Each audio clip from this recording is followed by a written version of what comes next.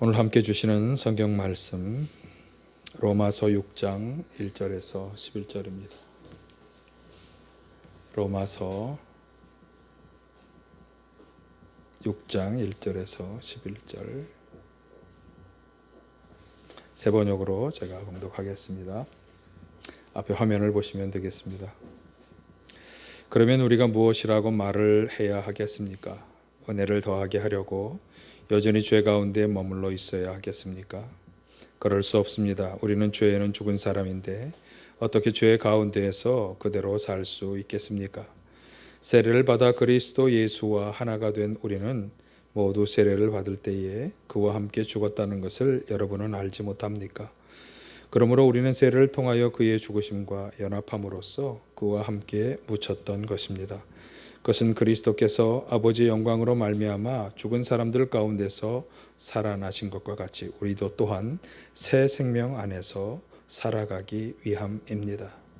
우리가 그의 죽으심과 같은 죽음을 죽어서 그와 연합하는 사람이 되었으면 우리는 부활에 있어서도 또한 그와 연합하는 사람이 될 것입니다. 우리의 옛사람이 그리스도와 함께 십자가에 달려 죽은 것은 죄의 몸을 멸하여서 우리가 다시는 죄의 노예가 되지 않게 하려는 것임을 우리는 압니다. 죽은 사람은 이미 죄의 세력에서 해방되었습니다. 우리가 그리스도와 함께 죽었으면 그와 함께 우리도 또한 살아날 것임을 믿습니다. 우리가 알기로 그리스도께서는 죽은 사람들 가운데서 살아나셔서 다시는 죽지 않으시며 다시는 죽음이 그를 지배하지 못합니다. 그리스도께서 죽으신 죽음은 죄에 대해서 단번에 죽으신 것이요 그분이 사시는 삶을 하나님을 위하여 사시는 것입니다. 이와 같이 여러분도 죄에 대해서는 죽은 사람이요 하나님을 위해서는 그리스도 예수 안에서 살고 있는 사람이라는 것을 알아야 합니다. 아멘.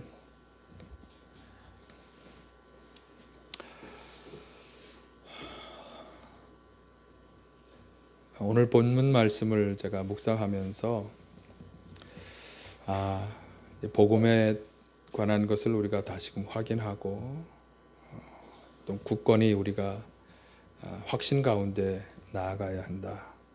그것이 하나님이 지금 이때에 우리에게 주시는 말씀이다. 이런 확신이 새겨집니다. 오늘 본문의 말씀을 이해하려면 이제 복음을 다시 한번 복음 메시지를 확인해야 될 텐데 복음 메시지를 가장 우리에게 잘 전해주는 성경 구절은 여러 군데가 있습니다만 에베소서 2장 1절에서 10절입니다. 여러 번 제가 반복해서 말씀드리고 인용하고 있는 구절 에베소 2장 1절에서 3절은 너무나 중요하고 꼭 기억해야 하는 구절입니다. 우리는 전에 하나님을 알고 예수님을 믿기 전에 허물과 죄 가운데 살아서 하나님의 심판을 받고 멸망을 당해 마땅한 그런 인생이었습니다. 세상의 공중 권세를 사로잡은 악한 영이 작용하는 이 죄악이 만영하는 세상의 풍조를 따라서 살아왔죠. 그래서 육신의 정욕대로 마음과 육신이 원하는 대로 행하며 하나님의 진노의 대상이 되어 살아왔습니다. 그런 우리에게 하나님이 놀라운 은혜를 베풀어 주셨는데 그것은 하나님께서 에베소서 2장 4, 5절 당신의 아들 예수 그리스도를 십자가에 내어 주심으로 우리에게 구원의 은혜를 베풀어 주셨다라고 하는 거죠. 그래서 로마서 5장에 보시면 각각 이런 말씀을 합니다. 우리가 약할 때, 그러니까 연약하여 우리가 죄 가운데 있었을 때 경건하지 않은 우리를 위해서 하나님의 아들 예수 그리스도께서 십자가에서 우리의 죄를 대신 짊어지고 죽으신 것입니다. 그렇게 아들을 십자가에 내어주심으로 하나님께서는 얼마나 우리를 사랑하시는지 하는 것을 실제적으로 증명해 주셨습니다. 그렇게 하나님께서 우리에게 주신 은혜의 선물은 영원한 생명이라고 하는 것입니다. 로마서 5장 17절이 우리에게 분명히 말씀해 주는데요. 하나님의 은혜와 의를 선물로 받은 우리는 예수님으로 말미암아 영원한 생명을 왕처럼 얻고 누리는 그런 삶을 살게 된 것입니다. 사실 왜 예수님께서 그렇게 우리의 죄를 대신 짊어지셔야 했느냐라고 하는 것은 단 한마디로 얘기해서 죄 때문이죠. 우리는 아담으로부터 물려받은 죄의 성향을 가지고 죄된 인생을 살아왔습니다. 그래서 아까 말씀드린 것처럼 예수님을 알고 믿기 이전에 우리의 삶은 죄로 점철된 삶, 죄가 죄인 줄도 모르고 지었던 그런 삶. 그래서 그런 삶으로부터 우리가 하나님의 은혜로 영원한 생명을 누릴 수 있는 그런 인생이 되었습니다. 자, 이것이 그런데 그렇게 은혜로 구원을 받고 영원한 생명을 누리는 삶을 살게 되었는데, 그런데 왜 아직도 죄 가운데 그대로 머물고 살고 있는가? 이것이 바울 사도가 오늘 로마서 본문 6장에서 말씀을 하게 된 이유입니다. 보실까요? 6장 1, 2절. 그러면 우리가 무엇이라고 말을 해야 하겠습니까? 은혜를 더하게 하려고 여전히 죄 가운데 머물러 있어야 하겠습니까? 이것이 오늘 설교의 제목이에요. 그럴 수 없습니다. 우리는 죄에는 죽은 사람인데 어떻게 죄 가운데 그대로 살 수 있겠습니까? 마지막 말씀, 우리가 죄에는 죽은 사람인데 어떻게 죄 가운데 그대로 살 수 있겠는가? 이것을 오늘 여러분과 함께 생각해 보려고 합니다. 그러니까 죄악이 만연한 세상 속에서 우리는 지금 그냥 그 죄악들과 연관하면서 이렇게 그대로 살고 있어서 되겠는가? 어떻습니까, 여러분? 죄악된 세상 속에서 우리도 그냥 한 발, 두 발 죄를 지으면서 살아도 되겠습니까? 자, 먼저 생각해 보아야 할 것은 2절에 어떻게 죄 가운데 그대로 살 수 있는가라는 질문에 앞에 나오는 우리는 죄에는 죽은 사람이라고 하는 이 조건의 말씀입니다. 죄에 죽은 사람이기 때문에 더 이상 죄 가운데 그대로 머물며 살아서는 안 된다. 그러면 죄에 대해서 죽은 사람이라고 하는 게 무슨 말이냐? 자, 6장 3절부터 이제 거기에 대해서 설명해 주고 있는데 6장 3절을 보실까요? 세례를 받아 그리스도 예수와 하나가 된 우리는 모두 세례를 받을 때 그와 함께 죽었다는 것을 여러분은 알지 못합니까? 세례를 받을 때 예수님과 함께 죽었다. 자, 이 구절을 좀 설명드리려면 이제 세례에 대한 설명부터 드려요. 세례가 무엇입니까? 우리가 예수님을 믿고 영접해서 하나님의 자녀요, 하나님의 백성으로 살아가겠다라고 결단을 하고 신앙 공동체 모든 성도들 앞에서 이제 공동체로 들어온다고 하는 의식이고 절차가 세례입니다. 그런데 예수님께서 그런 데가 아니라 그래서 예수님께서 이제 마지막 명령의 말씀 가운데에서도 이제 모든 사람들을 제자로 삼아 세례를 주라 이렇게 이야기하신 거예요. 그래서 세례는 예수님의 제자가 되고 하나님의 자녀, 하나님의 백성이 되었다고 하는 아주 중요한 절차이죠. 베드로 사도는 그래서 이 세례를 너희를 구원하는 표다 이렇게 베드로전서 3장 21절에서 말씀했어요.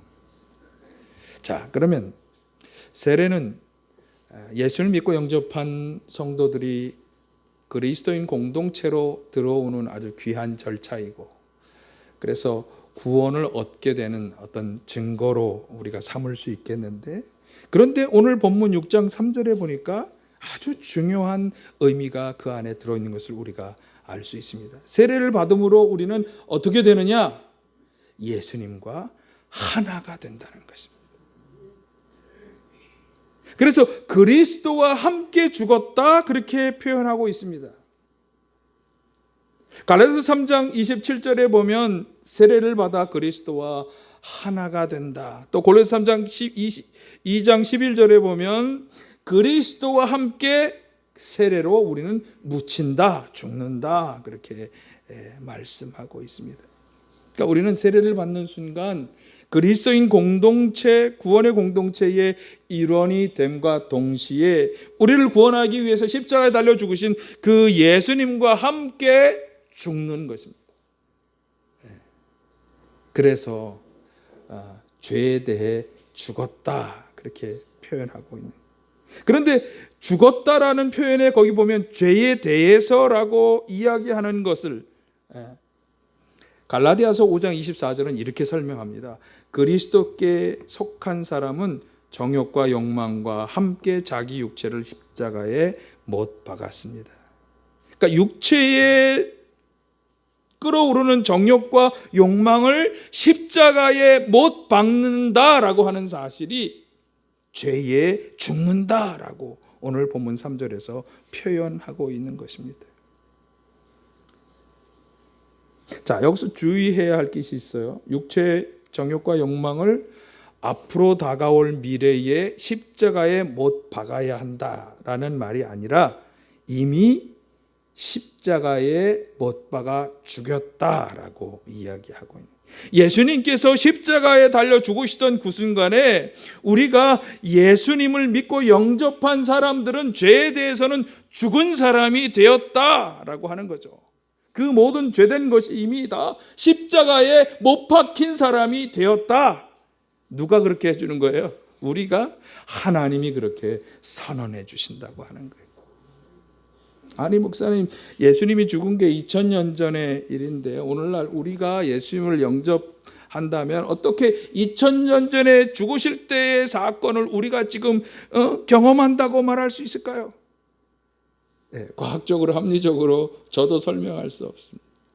그러나 성경은 그렇게 우리가 예수님을 영접하고 예수님을 받아들이고 그렇게 세례를 받으며 고백하는 순간 예수님과 함께 하나가 되고 함께 죽는, 우리의 죄된 옛사람이 함께 죽는 것을 경험한다고 말씀하고 있습니다. 4절 상반절을 보실까요? 세례를 통하여 그의 죽으심과 연합함으로 그와 함께 묻혔습니다. 세례를 받는 순간 우리는 예수님의 죽으심에 연합하여 함께 죽는 것입니다. 무엇이? 우리의 죄된 사람이. 5절 상반절 보실까요? 우리가 그의 죽으심과 같은 죽음을 죽어서 그와 연합하는 사람이 되었다. 그러니까 예수님께서 죽은 지 2000년이 지났지만 우리는 예수님을 영접하고 믿으면서 진심으로 그것을 고백할 때, 그러면서 세례를 받을 때 예수님의 죽음과 함께 연합하여 죄에 대하여 죽는 사람이 된다. 2000년 전의 십자가 사건이 믿음으로 현재의 사건이 되는 것입니다. 아멘. 예. 제가 그렇게 얘기하는 게 아니라 하나님이 그렇게 선언해 주셨기 때문에 우리는 죄 사함의 은혜를 받게 되는 것입니다. 믿음으로만 가능해지는 놀라운 일입니다. 이 분명한 복음의 진리를 먼저 깨닫게 되시기를 바랍니다. 자, 이게 이제 오늘 말씀의 전제 조건이에요.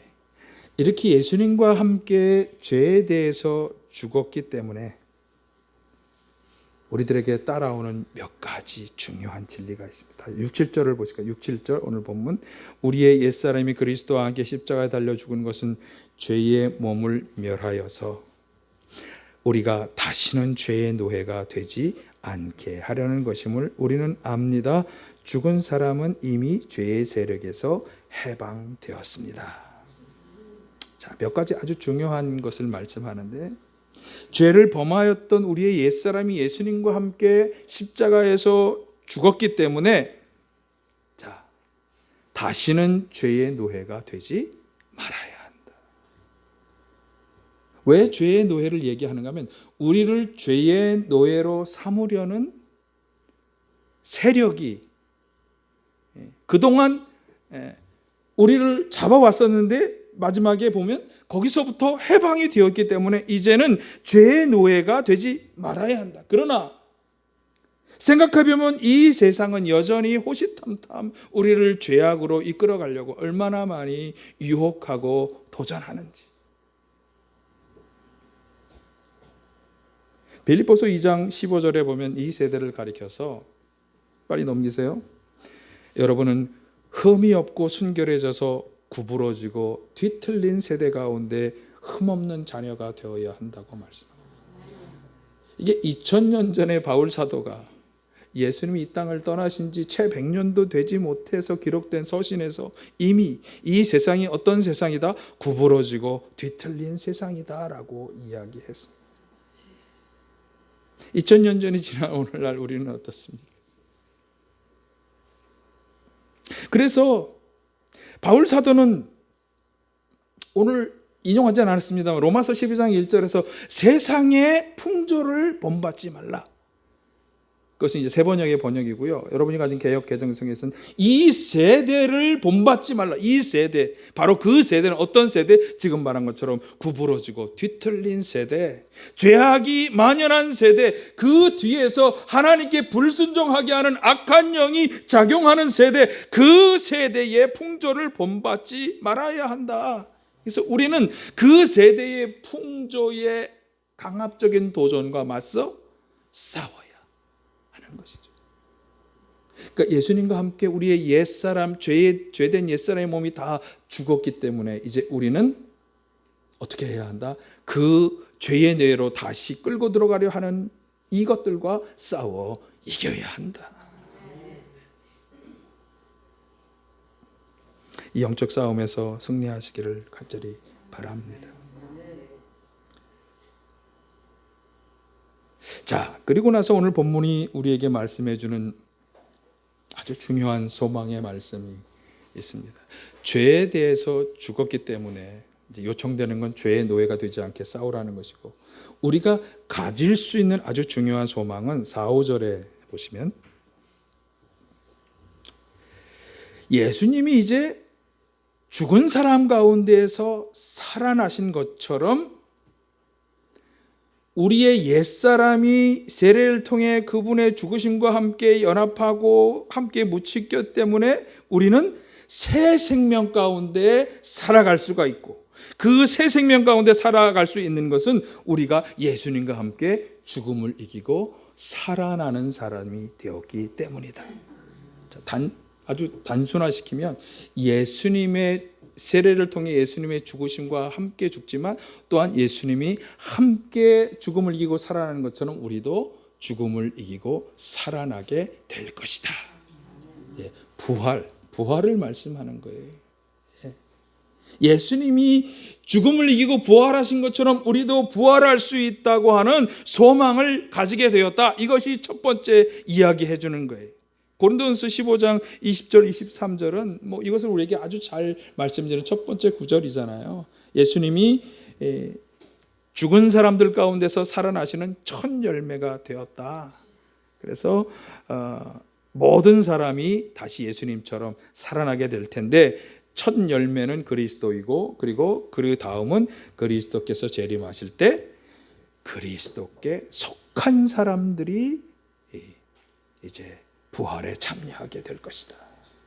누가 그리스도께 속한 사람이냐? 자, 이게 이제 설교 하나의 주제가 될 것입니다만, 간단히 말씀을 드리면 오늘 본문에서 이야기한 것처럼 옛사람이 십자가에서 이미 죽었다고 하는 것을 확신하면서 다시는 죄의 노예가 되지 않게 싸워가는 사람, 부활의 소망을 간직하고 끝까지 예수님 안에 살아가려고 노력하는 사람이 그리스도께 속한 사람이겠죠. 예. 자, 그래서 그리스도께 속한 사람이 부활에 참여할 것입니다. 옛사람이 죽은 사람은 부활에 참여할 소망을 가질 수 있어요. 자, 그런데 부활에 참여할 소망이 있기 때문에 4절 말씀을 가만히 보니까 우리도 또한 맨 마지막에 새 생명 안에서 살아간다라고 하는 사실. 마지막 부활에 참여할 성도들은 새 생명 안에서 그때까지 살아가게 될 것이다. 이것이 우리가 오늘 보아야 할 중요한 복음의 진리입니다. 옛사람이 죽었기 때문에 올 수 있는 중요한 것. 옛사람이 죽지 않으면 새 생명의 삶은 오지 않습니다. 죄의 노예가 상태로 다시 빠져들어간다면 새 생명의 삶은 오지 않습니다. 부활의 소망이 없다면 새 생명의 삶은 당연히 오지 않습니다. 자, 그래서 예수님께서 우리가 한 2000년 전에 돌아가셨지만 그 예수님을 영접하고 믿는 순간 2020년을 살아가는 우리들에게 생겨지는 중요한 세 가지 복음의 역사. 첫째, 예수님의 죽으심과 연합하여 우리의 죄된 옛사람의 몸은 죽는다. 아까 말씀드렸습니다. 죽는다. 두 번째, 다가올 마지막 때 예수님이 부활하신 것처럼 우리도 부활을 경험하게 될 것이다. 세 번째, 그 부활에 참여할 성도들은 새 생명의 삶을 바로 지금 여기에서 누리며 살아가게 될 것이다. 부활에 참여할 때까지. 여러분, 이게 굉장히 중요한 사실인데요. 제가 하나님 나라를 누리며 살아가야 한다. 우리 나눔교회에 여러분 주보 다 가지고 계신가요? 주보 이제 뒷장을 한번 모임 안내 맨 아래 보시면 나눔교회는 하나님의 살아계심이 능력으로 나타나는 교회, 믿음으로 영혼 구원으로 말씀 속 하나님을 기쁘시게 하는 교회, 마지막 하나님 나라를 누리고 나누는 교회. 이런 교회가 되자, 이런 마음으로 이것이 우리 교회 비전 중에 하나인데요. 하나님 나라를 누리며 살아간다. 자, 하나님 나라는 우리가 이 땅을 떠날 때 최종적으로 들어가야 하는 곳입니다. 그러니까 우리가 끝까지 예수님의 이름을 부르며 속한 자로 살아간다면 우리는 바로 아까 말한 것처럼 죽음을 이기고 부활에 참여해서 하나님 나라에 들어가게 될 것입니다.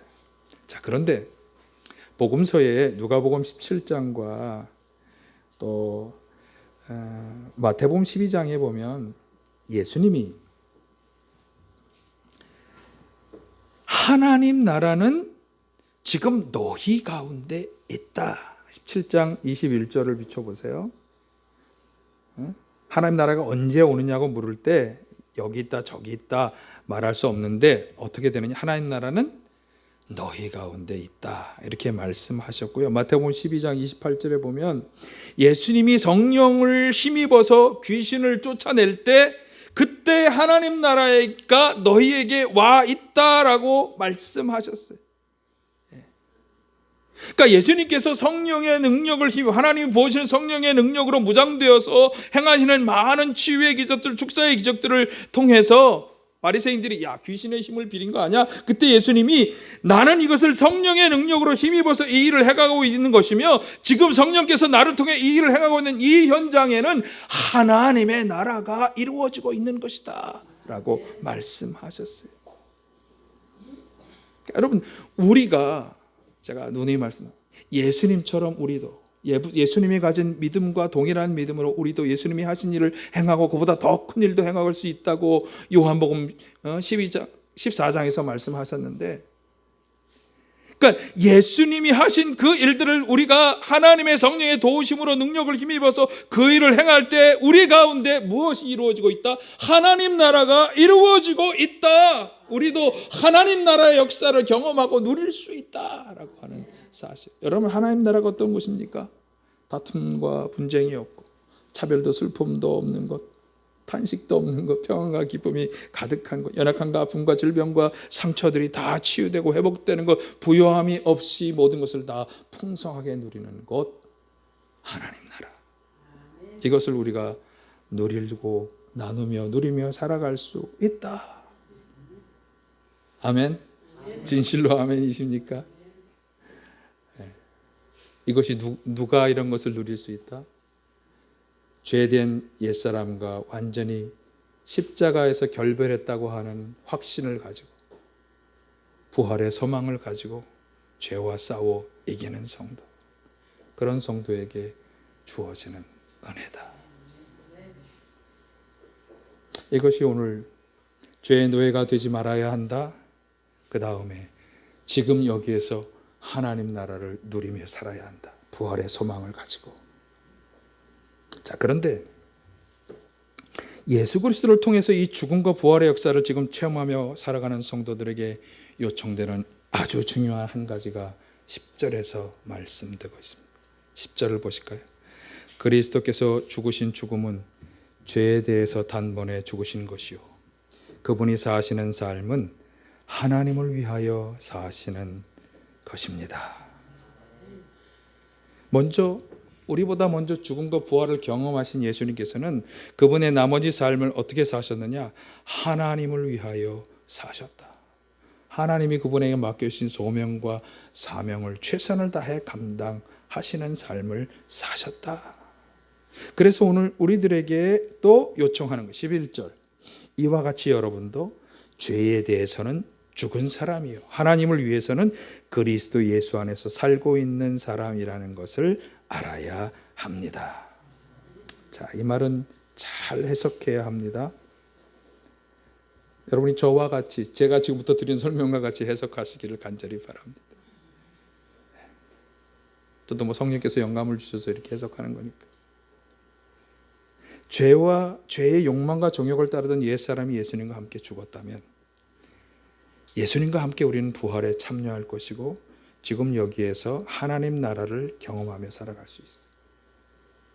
그러면 감사하겠네요. 참 기쁘고 즐겁겠네요. 평안하겠네요. 그건 스스로 끝이 아니라는 거예요. 그러한 삶을 누리면서 우리가 최종적으로 해야 할 것은 뭐냐? 예수님처럼 하나님을 위하여 살아가는 인생이 되어야 한다. 자, 하나님을 위해서는 다시 11절 그리스도 예수 안에서 살고 있는 사람, 그리스도 예수 안에서 산다고 하는 게 무슨 말일까? 갈라디아서 2장 20절이 도움이 될 것입니다. 바울 사도는 이렇게 말씀했어요. 나는 그리스도와 함께 십자가에 못 박혔습니다. 이제 내가 살고 있는 것은 내가 아닙니다. 그리스도께서 내 안에서 살고 계십니다. 지금 내가 육신 안에서 살고 있는 삶은 나를 사랑하셔서 나를 위하여 자기 몸을 내어주신 하나님의 아들을 믿는 믿음 안에서 살아가는 것입니다. 자, 11절과 갈라디아서 20장 20절을 반씩 나눠서 비교하면서 보여주면 좋겠다. 11절을 다시 보면 하나님을 위해서는 그리스도 예수 안에서 살고 있는 사람이다. 자, 그리스도 예수 안에서 살고 있는 사람. 갈라디아서 2장 20절 두 번째 맨 마지막에 보세요. 나를 사랑하셔서 나를 위해 자기 몸을 내어준 하나님의 아들을 믿는 믿음 안에서 살아. 같은 얘기잖아요. 그리스도 안에서 살아가는 거나 그분을 믿는 믿음 안에서. 자, 그런데 그 앞에 그러므로 내가 사는 게 아니라 그리스도께서 내 안에 살고 계신 삶. 자, 그리스도께서 내 안에 사신다는 게 뭐예요? 내가 그분을 잘 모시고 살면 되는 거예요. 내 안에 잘 모시고 내 안에서 나를 주장하시고 나를 통해 당신을 드러내시고 나를 통해 당신이 목적하신 바를 이루어가는 그런 삶. 그게 바로 그리스도께서 내 안에서 나를 주장하는 삶이 되는 거죠. 더 이상 이제 우리는 과거에 죄된 옛 행실의 삶을 살아갈 수가 없는 거예요. 왜? 내 안에 예수 그리스도께서 계시니까. 나를 예수 그리스도께서 주장하고 계시니까. 나를 통해 하나님이 계획하신 일을 예수님이 이루어가고 계시니까. 그러니까 우리는 더 이상 옛사람의 모습으로 절대로 살아서는 안 되는 거예요.